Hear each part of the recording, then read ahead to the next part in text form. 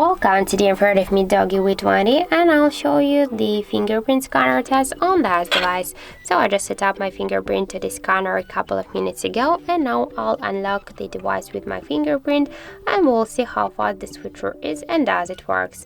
So just let's start.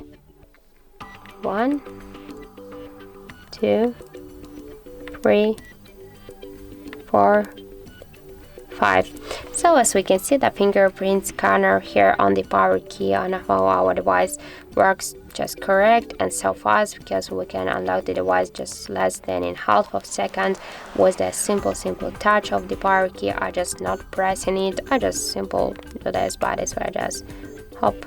So that's it. I just suggest you to try this unlock method. For example, if you don't like some unlock methods like the fingerprint or like the passcodes or pin codes, you can try it, but don't forget that the fingerprint is less secure than the passcodes or pin codes or patterns. So that's it. Thank you for watching, and if you find this video helpful, don't forget to leave a like, comment and to subscribe our channel.